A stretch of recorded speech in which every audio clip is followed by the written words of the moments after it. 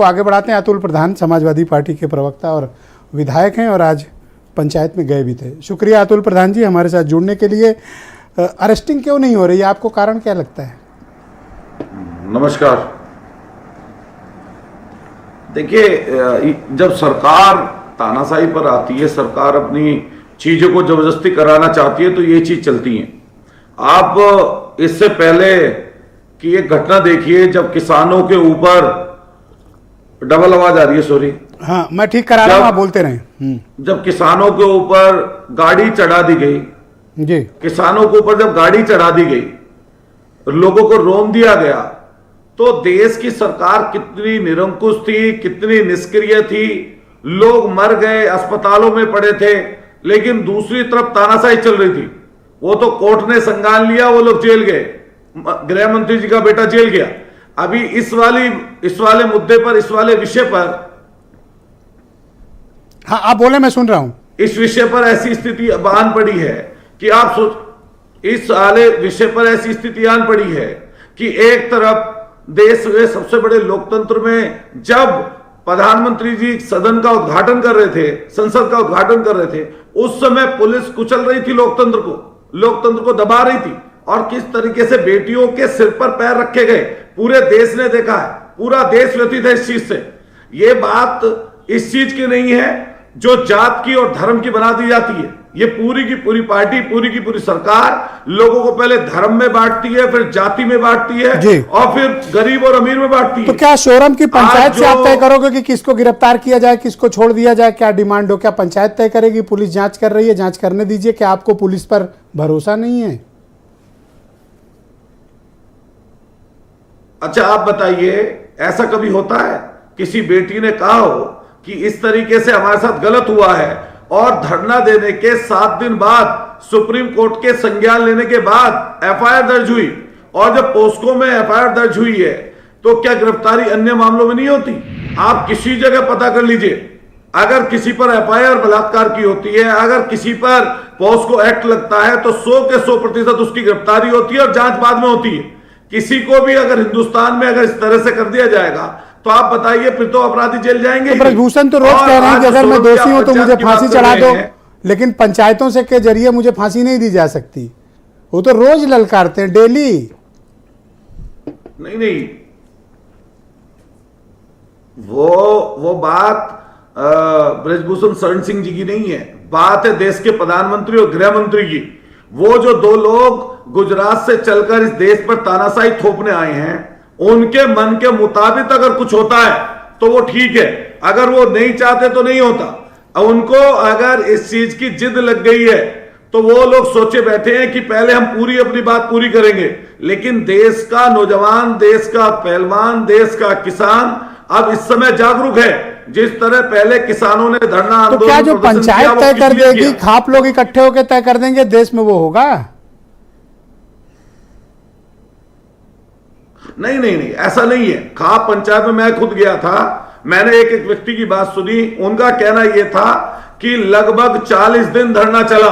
40 दिन धरना चलने के बाद, लगातार मांग उठने के बाद, अधिकारियों से वार्ता होने के बाद, वहां पर तमाम चीजें होने के बाद, जब उनके धरने को उखाड़ दिया गया, जब उनके धरने को कुचल दिया गया, जब बेटी के चेहरे पर जूता रखा गया, जब वो उठाकर पुलिस के थाने में ले गया, जब वो अपने मेडल उठाकर गंगा में प्रभावित करने जा रहे, हाथ नहीं अरेस्ट करेंगे ना, गंगा में प्रभावित करने जा रही थी, क्या कर लोगे? नहीं अरेस्ट करेंगे। बड़े बुजुर्गों ने कहा नहीं अरेस्ट करेंगे, क्या कर लोगे? अरे लोकतंत्र में क्या कर सकते हैं, संविधान में क्या कर सकते हैं? संविधान के अनुसार लोकतंत्र का कहना है धरना, प्रदर्शन, आंदोलन, और अगर धरने, प्रदर्शन, आंदोलन नहीं होंगे तो क्या लोकतंत्र जिंदा रहेगा? क्या लोकतंत्र जीवित रहेगा? ये भाजपा के लोग चाहते हैं कि अपनी तानाशाही से लोगों को, अभी 5 तारीख को अयोध्या में साधु संतों की तरफ से जवाब आएगा, आपको जिसको मनाता है उसके पीछे ईडी। खाप पंचायतों को जवाब आएगा अयोध्या से, साधु संत इकट्ठा होंगे। अच्छा, मिलेगा जवाब आपको। साधु संत कभी भी गलत चीज की तरफ नहीं हो सकते। क्या रामदेव जी को भाजपा वाले मानते हैं, नहीं मानते? बता दें। रामदेव जी ने भी क्या कहा, रामदेव जी ने क्या बोला, रामदेव जी ने अभी क्या बात अभी प्रेस करके कही, और साधु संत कभी इस तरह की चीज में नहीं पड़ेंगे। और ओके, मैं कहना आप चाहता चाहते क्या हूं, हो? ये बात सिर्फ सांसद जी की नहीं है, ब्रजभूषण सिंह जी की नहीं है। आप क्या चाहते हो? हम चाहते हैं उन बेटियों को न्याय मिले, जिस तरह की न्याय प्रक्रिया है उस तरह की न्याय प्रक्रिया के तहत अपराधी जो है उस अपराधी जैसी व्यक्ति चीजें मिले। ओके, आप अरेस्टिंग चाहते हो ब्रजभूषण की?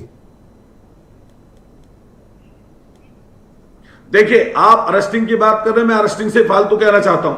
आप बताइए कि देश के जब खुली चुनौती दे रहा है कोई व्यक्ति देश के कानून को, और ऐसी चुनौती जो चुनौती उन पहलवानों के लिए नहीं है, विपक्ष के लिए नहीं है, ये किसी और व्यक्ति के नहीं है, देश के प्रधानमंत्री जी के लिए है, देश के गृह मंत्री के लिए। अरे ये रोज मेरठ और सहारनपुर की तरफ आप बवाल करते हो, इससे तो आपको भी जेल भेज दिया जाना चाहिए। रोज बवाल करते हो, डेली अच्छा, ये बताइए, उपद्रव मचा के रखा है मेरठ सहारनपुर जेल कब नहीं भेजा इन्होंने? कब मुकदमे नहीं लगाए? कि उपद्रव क्या होता है? मैं अकेला चल के आ रहा हूं, आपने वो पूरी वीडियो देखी होगी, किस तरह की पुलिस की बात है, जब मैं वो अपराधी हूं। मुझे तो सिर्फ कहीं पर जाने के लिए रोका जा रहा है। मैं जंतर मंतर पर जाना चाहता था पहलवानों के पास। क्यों जाओगे? शांति भंग करते हो, धरना प्रदर्शन आंदोलन करते हो। कानून है क्या? संविधान है? रोज बवाल, रोज बवाल। अरे ये कौन सी बात? अरे या तो हक छीन लीजिए। संविधान और आंदोलन को कुचलने के लिए संविधान की धारा को खत्म कर दीजिए ना। संविधान में संशोधन लेकर आ जाइए कि कोई आंदोलन नहीं करेगा। अरे मेरे ऊपर क्यों उखड़ रहे हो? मैं तो पूछ रहा हूँ, जो रोज उपद्रव करते हो वही पूछ रहा हूँ। डेली तो बवाल करते हो। उपद्रव का मतलब क्या है? अच्छा आप बताइए, एक खुला व्यक्ति नहीं घूम रहा जिसके ऊपर पास्को एक्ट है, तो जांच कर रही है ना पुलिस। जब सबूत मिलेंगे तो जेल भेज देगी। क्या वो पंचायत आपके कहने से गिरफ्तारी कर लें? अरे आप एक बार, अरे आपने मुझे कहा कि मुझे पुलिस ने रोका, तो उपद्रव करने जा रहे, ये क्या करने जा रहे? आपको भी तो नहीं गिरफ्तार किया। कितना बवाल करते हो? आप तो जेल नहीं गए। कह रहा हूं,